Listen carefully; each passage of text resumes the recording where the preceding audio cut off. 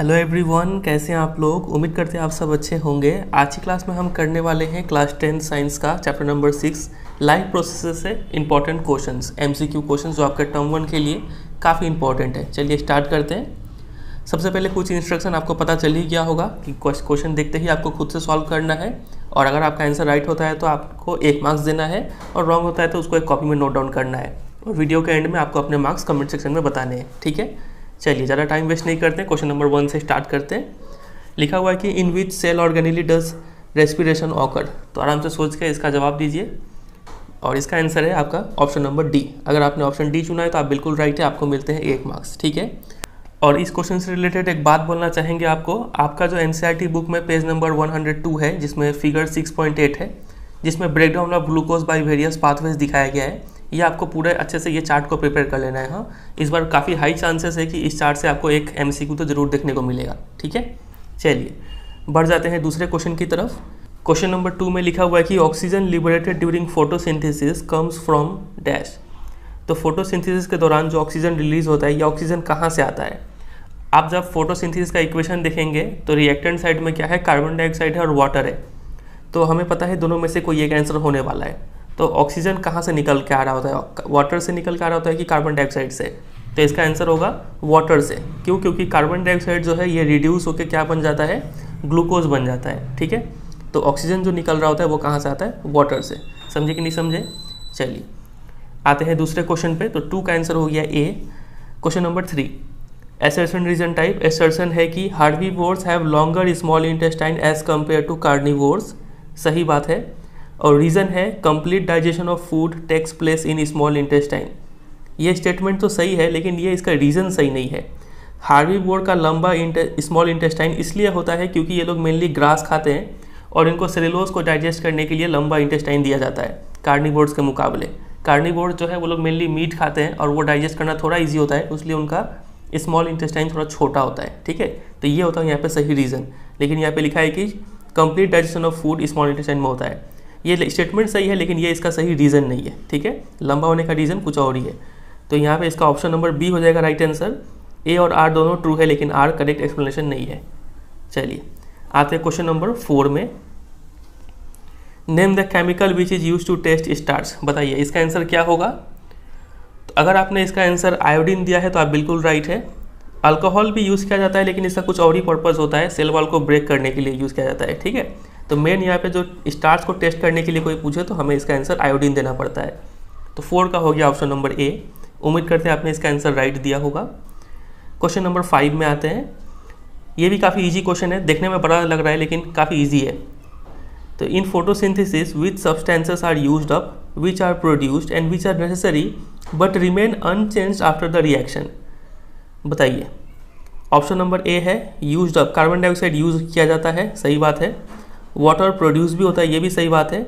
Remain unchange नहीं, oxygen तो produce होता है, अनचेंज नहीं रहता है। तो ऑप्शन नंबर ए रॉन्ग हो गया। उसी तरीके से ऑप्शन नंबर बी देखते हैं। Used up chlorophyll, chlorophyll use नहीं होता है। ठीक है, ये रिमेन अनचेंज रहता है। तो ऑप्शन नंबर बी तो ये भी मिस्टेक हो गया। सी देखिए, यूज़ अप ऑक्सीजन नहीं, ऑक्सीजन तो प्रोड्यूस होता है, तो ये रॉन्ग हो गया। ठीक है, तो बचा ऑप्शन नंबर डी ही। एक बार इसको भी चेक कर लेते हैं।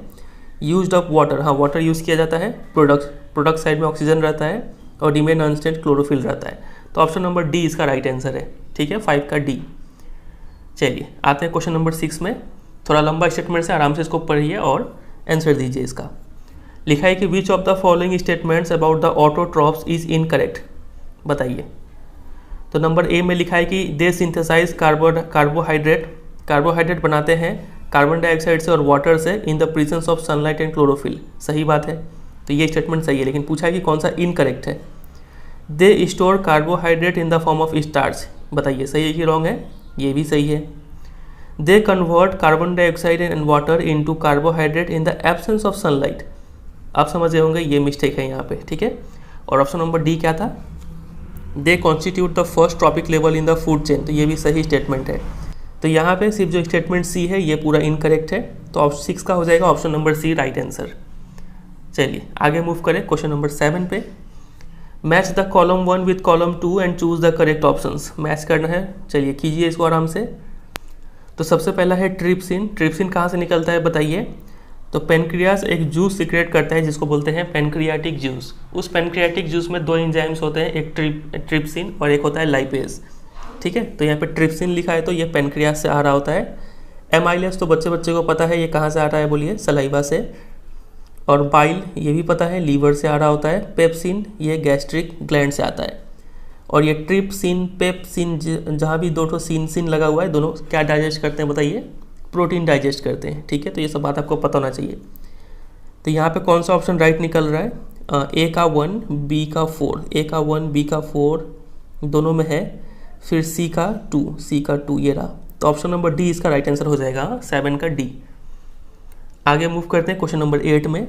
What is the mode of nutrition in fungi, fungi में कौन सा टाइप का न्यूट्रिशन होता है बताइए। तो अगर आपने इसका आंसर ऑप्शन नंबर सी दिया है सैप्रोफाइटिक, तो आप बिल्कुल राइट है। यहाँ पे इसका आंसर हेट्रोट्रॉपिक भी हो सकता है, लेकिन ज़्यादा स्पेसिफिकली बात करें तो फंगी के केस में हम लोग सैप्रोफाइट चुनते हैं। अगर यहाँ पे ऑप्शन में सैप्रोफाइट नहीं रहता, कुछ और रहता, तो हम हेट्रोट्रॉपिक को चुन रहे होते। समझे कि नहीं समझे। चलिए आते हैं क्वेश्चन नंबर 9 में। काफ़ी easy question. Ultra filtration takes place in dash of the nephron. Ultra filtration कहाँ होता है बताइए। तो इसका आंसर हो जाएगा ग्लोमेरुलस। ठीक है, 9 का हो जाएगा ऑप्शन नंबर बी। आते हैं क्वेश्चन नंबर 10 में।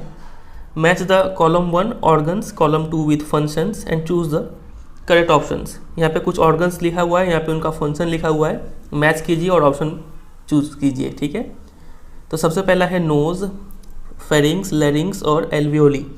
एल्वियोली के बारे में हमें पता है, एल्वियोली तो साउंड नहीं, बैक्टीरिया डस्ट नहीं।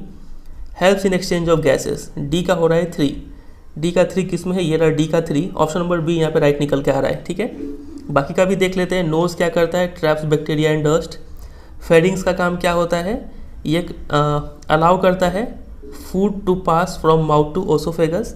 और लेरिंग्स का काम होता है प्रोड्यूस साउंड। ठीक है, चलिए तो 10 का हो गया option number B right answer. आते हैं क्वेश्चन नंबर 11 में। दीजिए इसका आंसर क्या होगा। विच of the following element is essential for the formation of protein. काफ़ी बेसिक सिंपल सा क्वेश्चन है, तो इसका आंसर उम्मीद करते हैं आपने सही दिया होगा, नाइट्रोजन। ठीक है, क्वेश्चन नंबर 12 पे आते हैं। To prepare a good temporary mount of the petunia leaf peel showing many stomata, the student has to get the peel from the. मतलब इनडायरेक्टली ये क्वेश्चन में पूछ रहे हैं कि पत्ते के किस साइड में बहुत ज़्यादा स्टोमाटा होता है। तो हमें पता है कि पत्ते के लोअर साइड में बहुत ज़्यादा स्टोमाटा होता है, तो lower surface of the leaf इसका आंसर होगा। 12 का option number A. Question number 13 का आंसर दीजिए। In which of the following group of organisms food material is broken down outside the body and absorbed. बहुत important है ये question. ठीक है, तो ऐसा ऑर्गेनिज्म बताइए जो आउटसाइड द बॉडी फूड को ब्रेक डाउन कर लेता है, उसके बाद उसको अब्जॉर्ब कर लेता है। तो इसका आंसर हो जाएगा, बताइए कौन सा। अगर आपने इसका आंसर ऑप्शन नंबर बी चुना है तो आप बिल्कुल राइट है। ईस्ट, मशरूम और bread mould. Bread mould fungi है। ठीक है, ये लोग आते हैं इस कैटेगरी में। बहुत इंपॉर्टेंट है ये क्वेश्चन। इस क्वेश्चन से रिलेटेड और भी क्वेश्चन बन सकता है। आपका पेज नंबर 98 देख रहे हैं एनसीईआरटी बुक में, जो हेट्रोट्रॉपिक न्यूट्रिशन टॉपिक है 6.2.2, ये बहुत इंपॉर्टेंट है ये पूरा पैराग्राफ। ठीक है, इसको एक बार आप अच्छे से पढ़ लीजिएगा। खास करके जो एग्जाम्पल सब है, कैस्कटा, अमरबेल, स्टिक, लीचेस, ये सब किस टाइप से न्यूट्रिशन ऑब्टेन करते हैं, ये सब आपको पता होना चाहिए। ठीक है, तो उस पूरे पैसेज को एक बार देख लीजिएगा। आते हैं क्वेश्चन नंबर 14 में। The doctor measured Ravi's blood pressure and said it is normal now. The range of Ravi's blood pressure systolic and diastolic is likely to be. आपसे पूछा जा रहा है कि normal range of blood pressure कितना होता है, तो ये तो सबको पता है 120/80 मिलीमीटर ऑफ Hg। ठीक है, तो 14 का हो जाएगा ऑप्शन नंबर ए। आते हैं अगले क्वेश्चन पे 15 पे। If the structure marked x in the diagram, आपको यहाँ पे दिख रहा है इस डायग्राम में ये एक्स क्या है बताइए। सही कहा आपने, ये है स्टोमाटा, स्टोमाटल पोर। ठीक है, गिवन बिलो इज ब्लॉक्ड। अगर हम इस एक्स को ब्लॉक कर दें, मतलब स्टोमाटा पोर को बंद कर दें, तो विच of the following process will not occur. कौन सा प्रोसेस नहीं होगा। तो हमें पता है कि स्टोमाटल पोर से क्या होता है, फोटोसिंथेसिस, एक्सचेंज ऑफ गैस जो है, रेस्पिरेशन वो होता है, ट्रांसपीरेशन भी होता है, वाटर वेपर भी लूज होता है यहाँ पे। तो यहाँ पे 15 का हो जाएगा option number B right answer. ठीक है, चलिए आते हैं 16 पे।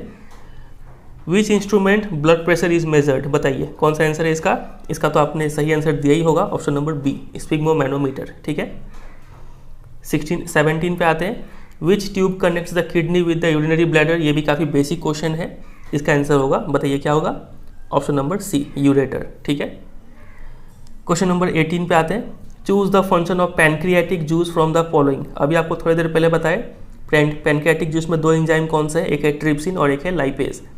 ट्रिप्सिन प्रोटीन डाइजेस्ट करता है और लाइपेज इमल्सिफाइड फैट्स को, यानी ऑप्शन नंबर डी हो रहा है इसका राइट आंसर। चलिए आते हैं क्वेश्चन नंबर 19 पे। What prevents back flow of blood inside the heart during contraction.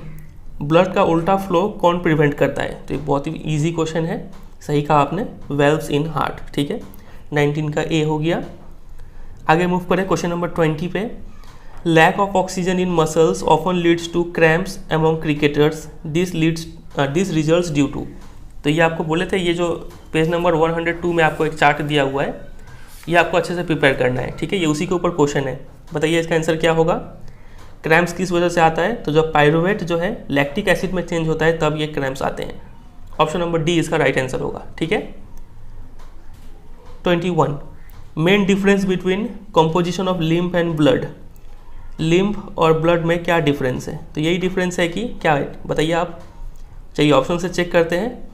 Blood contents RBCs and more protein. Blood में ज़्यादा आरबीसी होता है, ज़्यादा प्रोटीन होता है लिम्फ के मुकाबले, तो यही ऑप्शन राइट है। बाकी ऑप्शन भी चेक कर दे अगर। Lymph do not contain RBCs but has more protein, नहीं, लिम्फ में ज़्यादा प्रोटीन नहीं होता है। Lymph do not contain any type of cells, ये भी गलत है, कुछ तो सेल्स होते हैं, डब्ल्यूबीसीज होते हैं लिम्फ में, ठीक है। और फिर चौथा स्टेटमेंट है blood is liquid due to plasma but lymph is jelly like due to dissolve minerals, नहीं, ऐसा कोई बात नहीं है। यहाँ पे ऑप्शन नंबर ए इसका राइट आंसर हो रहा है, ठीक है।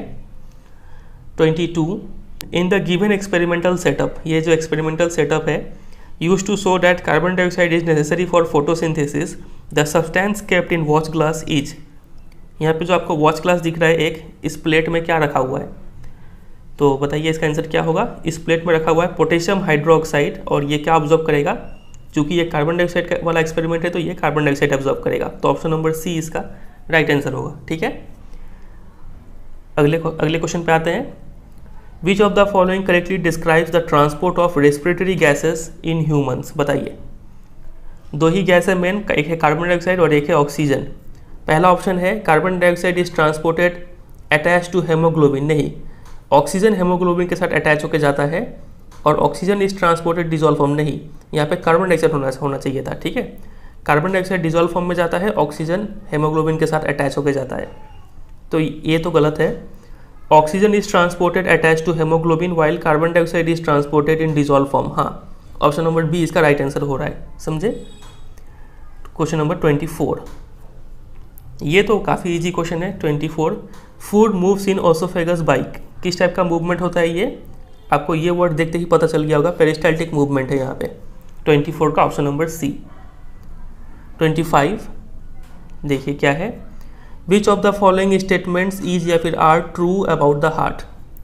Option number 1 left atrium receives oxygenated blood from different parts of the body, नहीं, ऑक्सीजनेटेड ब्लड हमेशा कहाँ से आता है? लंग से आता है, साफ होके, ठीक है, तो ये तो गलत हो गया। 2 left ventricle pumps oxygenated blood to different parts of the body, सही बात है, while right ventricle pumps deoxygenated blood to lungs, तो सही है, ऑप्शन नंबर 2। चलिए ये तो राइट स्टेटमेंट है, बाकी भी चेक करना पड़ेगा। Left atrium transfers oxygenated blood to right ventricle, ठीक नहीं, लेफ्ट आर्टेरियम जो है वो लेफ्ट वेंट्रिकल में ब्लड देता है, ठीक है, तो ये तो रॉन्ग हो गया। 4 भी चेक करना पड़ेगा। Right atrium receives deoxygenated blood from different parts of the body, सही है, और जबकि लेफ्ट वेंट्रिकल पंप करता है oxygenated blood to different parts of the body, ये सही है, तो 2 और 4 राइट स्टेटमेंट है, यानी ऑप्शन नंबर सी हो जाएगा इसका राइट आंसर, ठीक है। Next question, a plant is kept in dark cupboard for about 48 hours before conducting any experiment on photosynthesis in order to. किसी एक प्लांट को अंधेरे में रखा जाता है कोई भी एक्सपेरिमेंट करने से पहले फोटोसिंथेसिस से रिलेटेड, ठीक है, तो ऐसा क्यों रखा जाता है? ताकि यहाँ पे देखिए ऑप्शन नंबर डी क्या लिखा हुआ है, ensure that leaves are free from the starch. और अगर हम यहाँ पे ऑप्शन नंबर बी देखें, रिमूव स्टार्च फ्रॉम लीव्स, तो ये भी कुछ वैसा ही मीनिंग दे रहा है जैसा डी का मीनिंग है, ठीक है, तो ऑप्शन नंबर बी या फिर डी दोनों में से कोई भी करेक्ट हो सकता है। Next question, choose the correct statement that describes arteries. Arteries के बारे में करेक्ट स्टेटमेंट बताइए। They have thick elastic walls, सही बात है। Blood flow under high pressure, ये भी सही बात है। Collect blood from different organs and bring it to back to the heart, नहीं, आर्टरीज तो ब्लड लेके जाते हैं, कलेक्ट नहीं करते हैं, तो ये रॉन्ग हो गया। They have thin walls, thin walls तो नहीं होता है, ये इनको ब्लड दूर दूर तक पहुँचाना होता है, तो ये तो यहीं पे रॉन्ग हो गया। फिर आगे देखें, C, they have thick elastic walls, सही बात है। Blood flow under low pressure, नहीं, हाई प्रेशर में ब्लड फ्लो करते हैं। D, they have thick elastic walls without valves, हाँ वेल्व्स नहीं होता है, वेन्स में वेल्व्स होता है। Blood flow under high pressure, सही है। Carry blood away from the heart to different parts of the body, हाँ ऑप्शन नंबर डी इसका राइट आंसर होगा, ठीक है। चलिए next question 28, choose the forms in which most plants absorb nitrogen, plant किस रूप में नाइट्रोजन अब्जॉर्ब करते हैं, तो इसका आंसर बताइए क्या होगा। अगर आपने इसका आंसर नाइट्रेट्स और नाइट्राइट्स चुना है, ये तो सही है, लेकिन एक और चूज़ करना पड़ेगा आपको, तो वो होगा यूरिया, ठीक है। तो 2 और 3 यानी ऑप्शन नंबर बी इसका राइट आंसर निकल रहा है 28 का। 29, एसर्शन लिखा हुआ है ट्रांसपिरेशन कूल्स लीव सरफेस, सही बात है। रीज़न लिखा है कि transpiration helps in translocation of sugar in plants, नहीं, शुगर का कोई यहाँ पे रोल ही नहीं है, तो ये तो रीज़न एकदम ही रॉन्ग है। रीज़न रॉन्ग एक ही ऑप्शन होता है, ऑप्शन नंबर सी, ठीक है। चलिए आते हैं अगले क्वेश्चन पे, और ये इस टाइप का जो क्वेश्चन होता है ना एसर्शन रीजनिंग, ये काफ़ी इजी होता है। क्यों? क्योंकि अगर आपको यहाँ पे एक स्टेटमेंट गलत मिल गया तो आपको दूसरे में दिमाग नहीं लगाना होता है। फॉर एग्जांपल यहाँ पे हमें दिखा कि ये रॉन्ग है, तो हमने इसके बारे में सोचा ही नहीं कि ये सही है कि गलत है, क्योंकि आर फॉल्स वाला एक ही ऑप्शन है, ये सब में आर ट्रू है, ठीक है। इसलिए हम आँख बंद करके ऑप्शन नंबर सी मार देते हैं। अगर यहाँ पे ऑप्शन नंबर ए हमें गलत मिल जाता ना, कोई एक स्टेटमेंट ये अगर गलत मिलता तो हम कौन सा टिक करते, ऑप्शन नंबर डी चेक कर देते, ठीक है, क्योंकि इसी में सिर्फ ए फॉल्स लिखा हुआ है, बाकी सब में ए ट्रू है। समझ रहे कि नहीं समझ रहे? चलिए 30 number, carbon dioxide is mostly transported in the dissolve form in the blood, बताइए सही है कि रॉन्ग है? सही है। तो ऐसा क्यों होता है? क्योंकि carbon dioxide is more soluble in water than oxygen, हाँ ये भी सही है।